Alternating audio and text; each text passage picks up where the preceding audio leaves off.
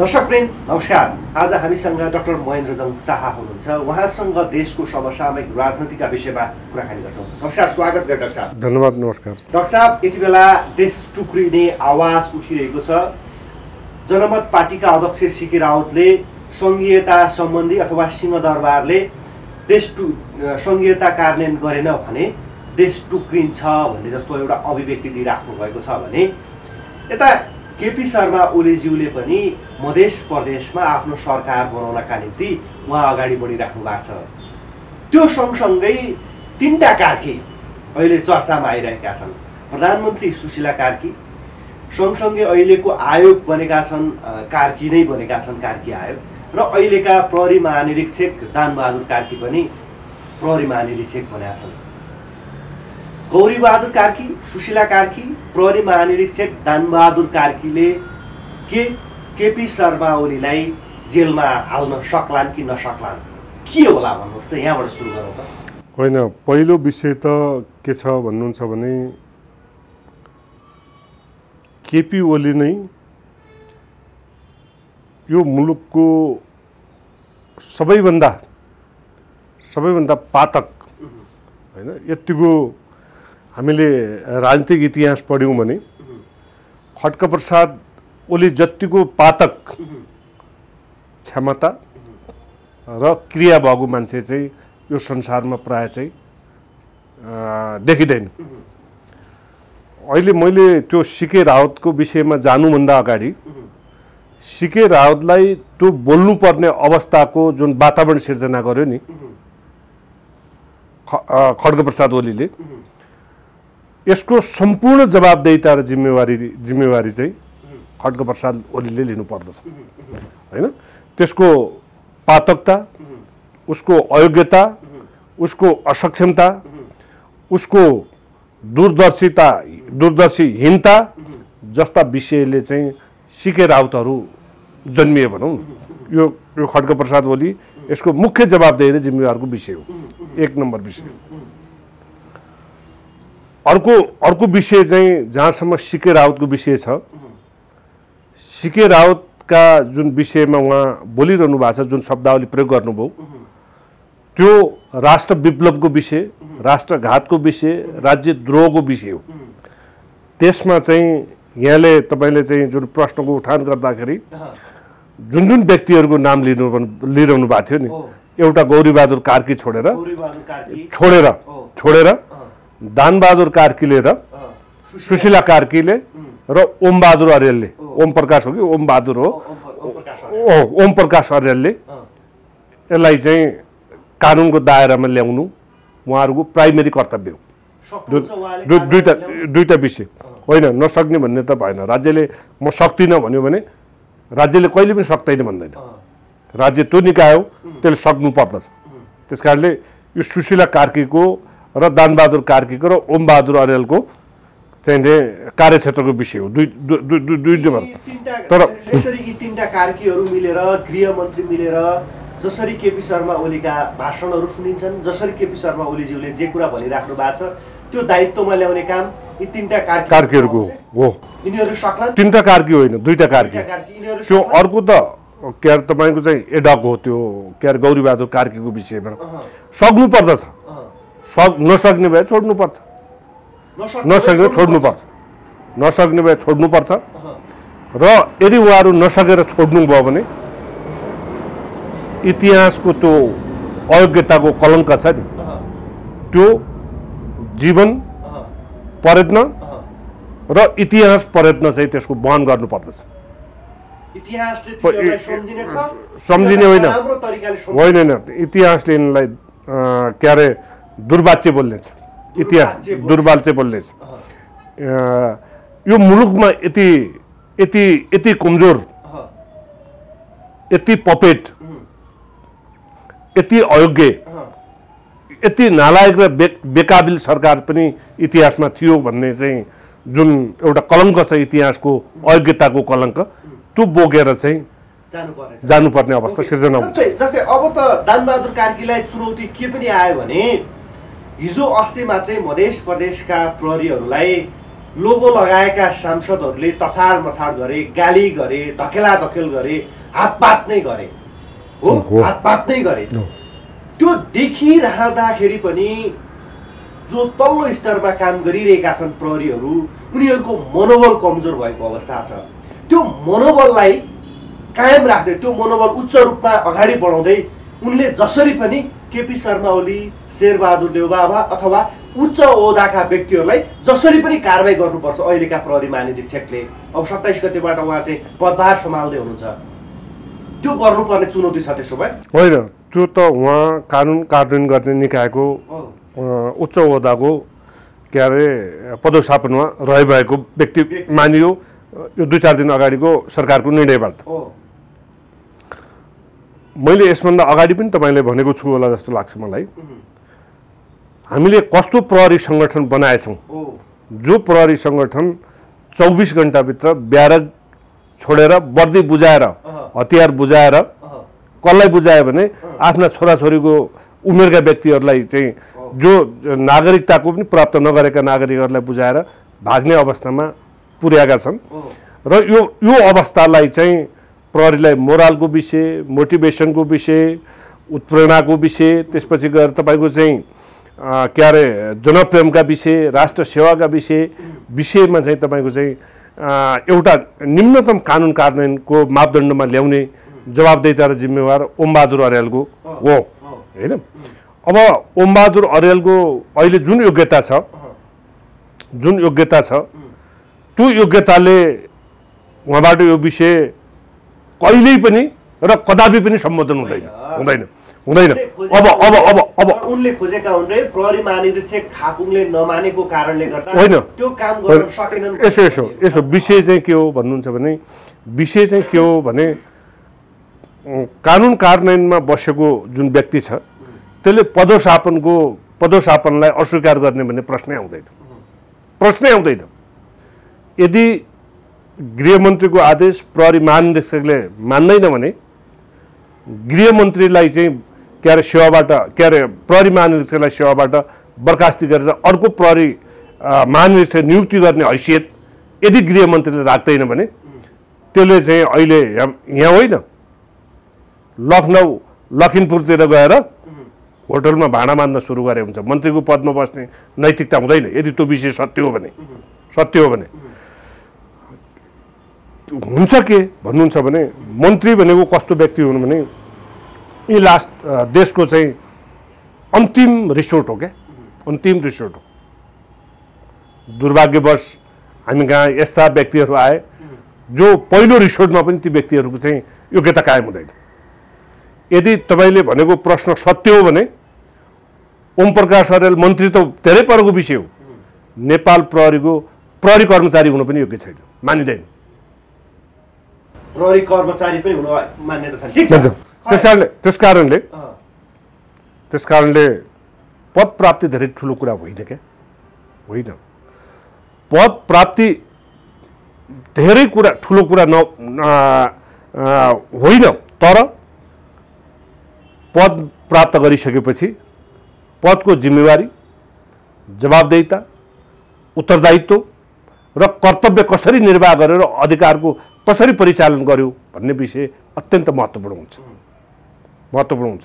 त्यसकारण मैले के भने तपाईँले भनेकै विषयलाई मान्ने हो भने, यदि त्यो हो भने त्यो के अरे कुनै प्रहरी महानिरीक्षकले त्यो मानेन भने, यदि त्यसलाई बर्खास्त गर्न सकिएन भने गृहमन्त्रीले चाहिँ के अरे लखिमपुरतिर गएर चाहिँ होटलको भाँडा माझ्दा पनि हुन्छ। ओके, अब त्यसो भए दानबहादुर कार्की आइसकेपछि जुन प्रहरीको मनोबल कमजोर भएको छ, त्यो कमजोर मनोबललाई अलिकति साहसको रूपमा अगाडि बढाउनका निम्ति काम गर्नुपर्ने चुनौती छ, त्यो काम गर्नुपर्ने दबाब पनि छ, त्यो गर्छन् पनि होला भन्ने आशा पनि नेपाली जनताले गरेका छन्। र त्यो गरिराख्दाखेरि चाहिँ जसले मध्य प्रदेशका प्रहरीहरूलाई चाहिँ लोगो लगाएर तथानाम गाली गलोज र हातपात जसले गरिरहेका थिए, जुन सांसदहरूले गरिरहेका थिए, तिनीहरू कारबाहीको दायरामा आउँछन् कि आउँदैन? होइन, आज 2-3 दिन मात्रै भएको छ यो विषय। मलाई लाग्छ कम्प्यारेटिभली उहाँ काबिल र ज्येष्ठ भएकै कारणले सरकारले उहाँमाथि न्याय गरेको हो, एक नम्बरको हुनु त्यो विषयमा हामीले नगरौँ। अनि मलाई के लाग्छ भने अहिले पूर्वानुमान चाहिँ त्यो अयोग्य छ, खराब छ, गलत हो भन्ने कुरा पूर्वानुमान गर्नु त्यति उपयुक्त हुँदैन। कसैको पनि जजमेन्ट का विषयमा चाहिँ गर्दाखेरि यो खराब छ भन्नेबाट सुरुवात गर्नु हुँदैन। अहिले हामीले के मानौँ भने तपाईँले जसको नाम लिइरहनु भएको छ उहाँले चाहिँ त्यो पदस्थापनको कर्तव्य बुझ्नु भएको छ भन्ने कुरामा अनुमान राखौँ र अधिकारको प्रयोग पनि त्यही ढङ्गले गर्नुहुन्छ भन्ने विषयमा पनि हामीले त्यही ढङ्गले बुझौँ। र अहिले इतिहासको अस्ति त हामी भाद्र 23-24 गते त यो मुलुकको कानुन कार्यान्वयनको परीक्षण भयो नि। कानुन कार्यान्वयनको अवस्था, कानुन कार्यान्वयन गर्ने पदाधिकारीको अवस्था, कानुन कार्यान्वयन गर्ने पदाधिकारीको योग्यता, कानुन कार्यान्वयन गर्ने पदाधिकारीहरूको चाहिँ दक्षता, काबिलता, प्रबलता एउटा परीक्षण भयो। योग्यता पनि परीक्षण भयो। अबको अहिलेको चाहिँ प्रहरी महानिरीक्षकलाई अत्यन्तै ठुलो अवसर पनि र अत्यन्तै ठुलो के अरे सङ्क्रमण पनि यो दुईटैले उहाँ चाहिँ के अरे तपाईँको चाहिँ नि दुईटै विषयलाई सम्बोधन गर्नुपर्ने अवस्थामा हुनुहुन्छ। इतिहासमा नाम लेखाउने कि नाम मेटाउने? नाम मेटाउने होइन कि अघि हामीले भन्यौँ नि इतिहासले दुर्वाच्य बोल्छ कि बोल्दैन? दुर्वाच्य बोल्छ कि बोल्दैन? त्यो अवस्थामा चाहिँ उहाँ हुनुहुन्छ।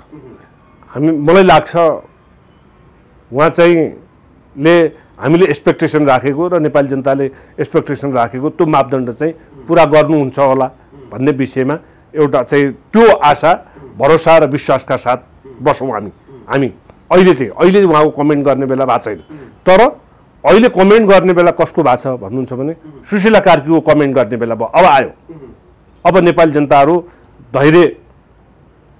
धैर्यतापूर्वक अब सुशीला कार्कीका क्रियाकलापहरू, सुशीला कार्कीका अयोग्यताका विषयहरू, असक्षमताका विषयहरू, निर्बलताका विषयहरू, बेकाबिलताका विषयहरू का विषयमा चाहिँ अब छलफल र डिस्कोर्स र प्रतिवाद गर्ने बेला चाहिँ अब आइसकेको छ। त्यसकारणले अहिलेको जुन शासकीय योग्यता छ यो शासकीय योग्यता चाहिँ क्या तपाईँको चाहिँ कस्तो छ भन्नुहुन्छ भने एउटा कुवाको भ्यागुत्वभन्दा पनि कमजोर देखियो क्या। र अहिलेको युग कस्तो छ हेर्नुहोस् है, अहिलेको युग कस्तो छ भन्नुहुन्छ भने म एउटा सानो तपाईँलाई निवेदन गरौँ। अहिलेको युग यो सरकारको योग्यता भानुभक्तको घाँसी कुवाबाट सगरमाथा हेर्ने अपेक्षा राख्दछ, तर त्यो सम्भवै छैन। यो सरकार अहिले केमा भयो भने प्रधानमन्त्रीको पदमा, कानुन मन्त्रीको पदमा, के अरे गृहमन्त्रीको पदमा तपाईँलाई लाज लाग्छै लाग्दैन। मैले प्रसङ्ग बसायो आज समाचार सुने एउटा डाक्टर के परियार भन्ने पनि के अरे मन्त्री भएर छ, कृषि मन्त्री हो के मन्त्री भएर छन् तिनी। यिनीहरू अहिले चाहिँ जलवायु परिवर्तन हो कि समथिङमा चाहिँ ब्राजिलमा गएर छ। त्यो के अरे तपाईँको चाहिँ नि त्यो सम्मेलनमा राष्ट्र प्रमुख अथवा राज्य प्रमुख अब को जानुपर्ने थियो त्यो रहेछ, तर क्याबिनेटले चाहिँ मन्त्री जाने भन्ने निर्णय गरेछ। हेर्नुहोस् है, तर मन्त्री त्यहाँ गएछन्, तर सचिवले त्यो सभालाई सम्बोधन गरेछ। मन्त्री गएछन्, सचिवले सम्बोधन।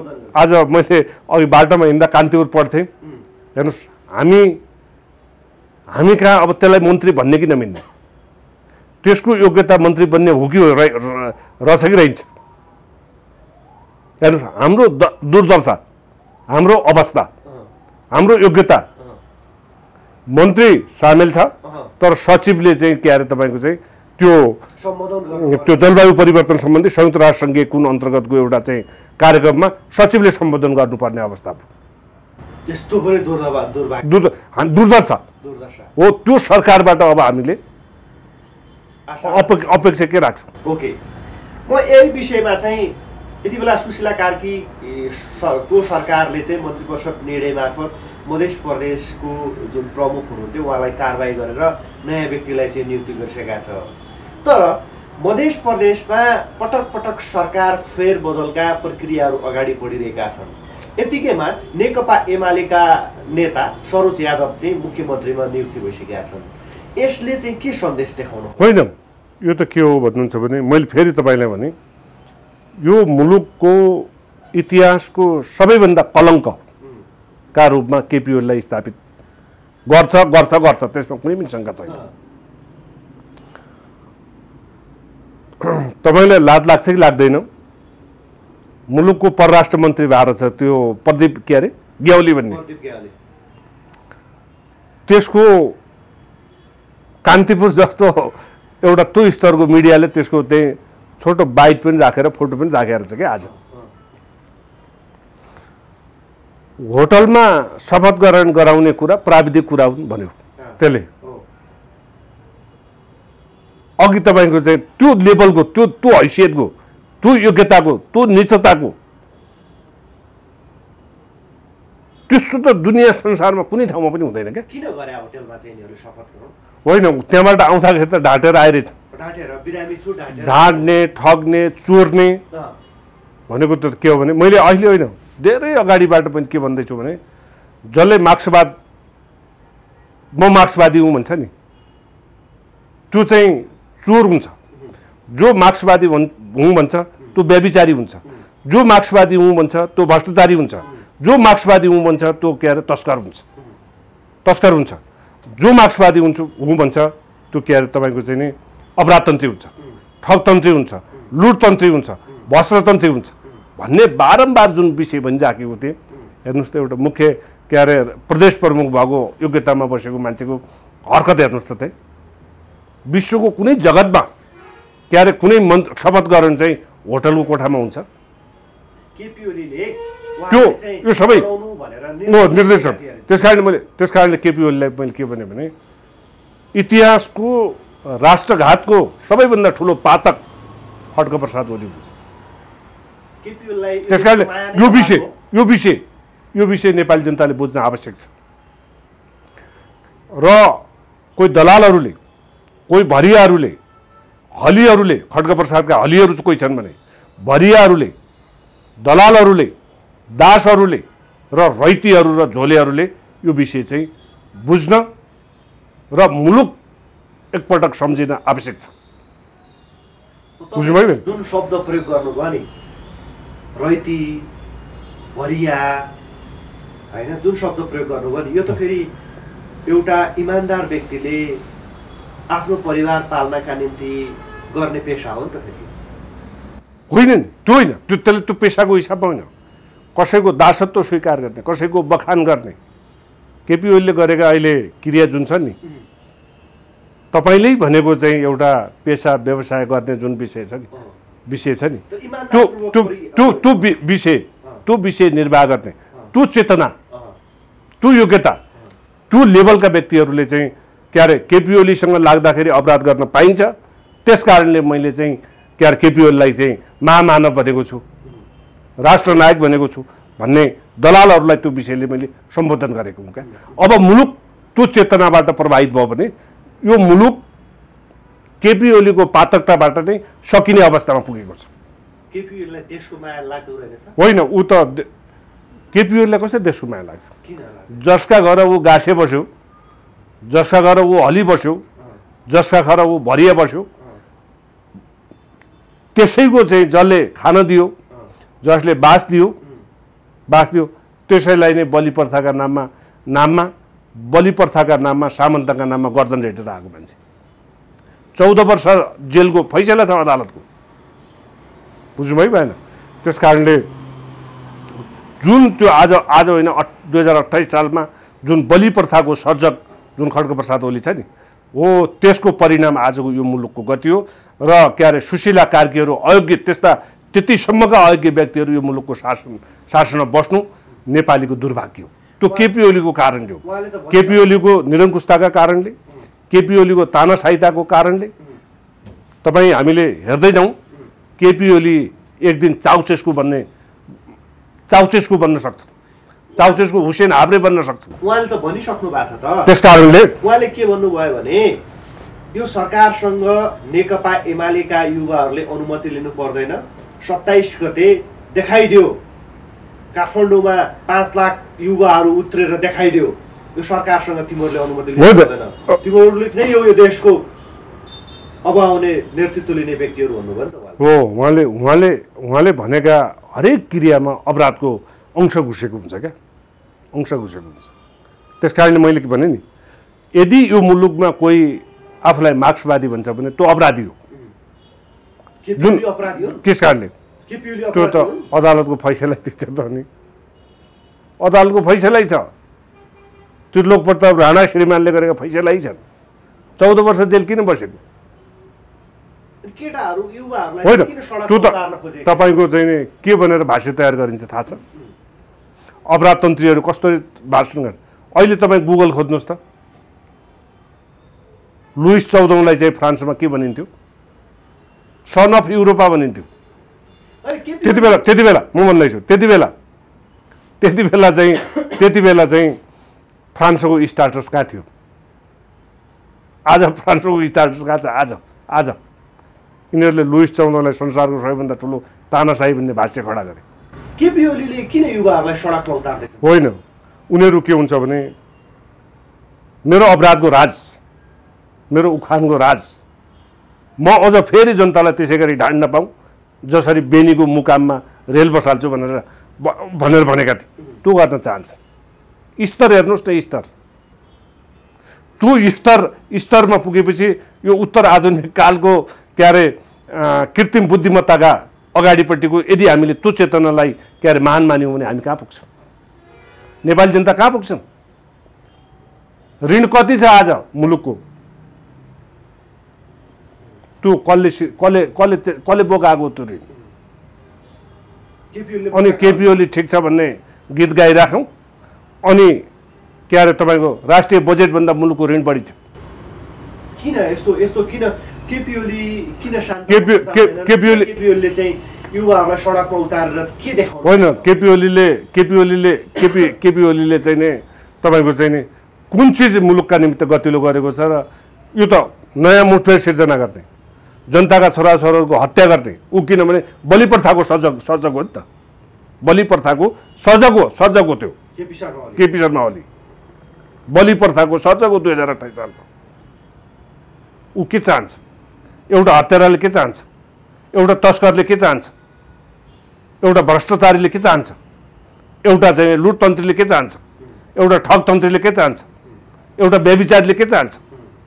के चाहन्छ भन्दाखेरि त्यही चाहन्छ जो अपराधको परिभाषाभित्र पसेको छ नि, त्यो विषय स्थापित गर्न चाहन्छ र त्यही अपराधका जगमा फेरि यो मुलुकको शासक बन्न चाहन्छ। ओके, एउटा प्रश्न चाहिँ यहाँनिर छ, दुईटा झापाली, दुईटा गुलमेली, दुईटा कार्की र दुईटा झापालीको बिचमा संवाद गरौँ। यति बेला प्रहरी महानिरीक्षक कार्की हुनुहुन्छ, प्रधानमन्त्री कार्की हुनुहुन्छ, दुईटा झापाली हुनुहुन्छ। मानौ पूर्व प्रधानमन्त्री केपी शर्मा ओली, उहाँ पनि झापाको व्यक्ति हो। दुर्गा प्रसाद पनि झापाको व्यक्ति हो। दुर्गा प्रसादले पनि मङ्सिर 7 गतेबाट आन्दोलन गर्नुपर्छ भनेर जनतालाई उचालिराख्नु भएको छ।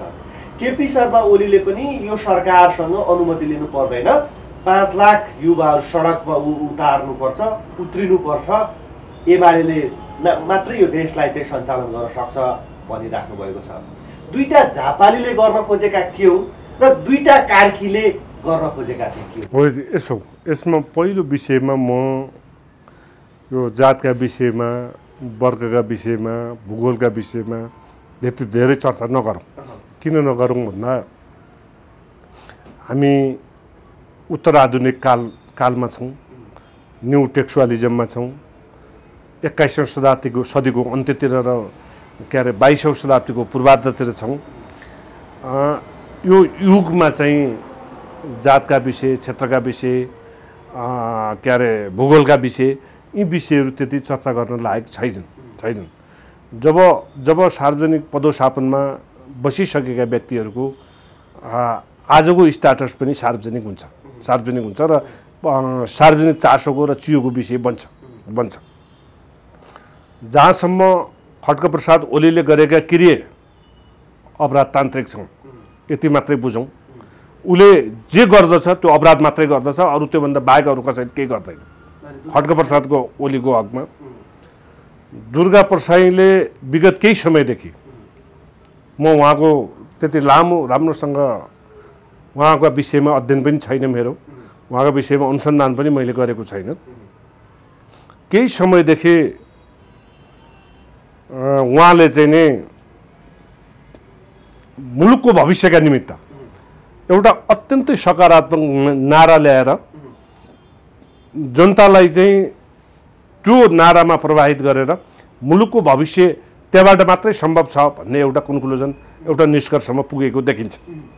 त्यसकारणले म दुर्गाप्रसाद साईको पृष्ठभूमि बिनाको वर्तमान सम्झेर के भन्छु भने उहाँले पृष्ठभूमि भुलेर वर्तमानलाई हेरेर चाहिँ म के भन्छु भन्नुहुन्छ भने उहाँले यो मुलुकको भविष्य राष्ट्रस्थात्मक शासन प्रणालीमा छ भन्ने एउटा दृष्टिकोण बोकिरहनु भएको छ र त्यो मलाई नितान्त व्यक्तिगत रूपमा म आफू एउटा राष्ट्रस्थात्मक शासन प्रणाली नै यो मुलुकको भविष्य हो।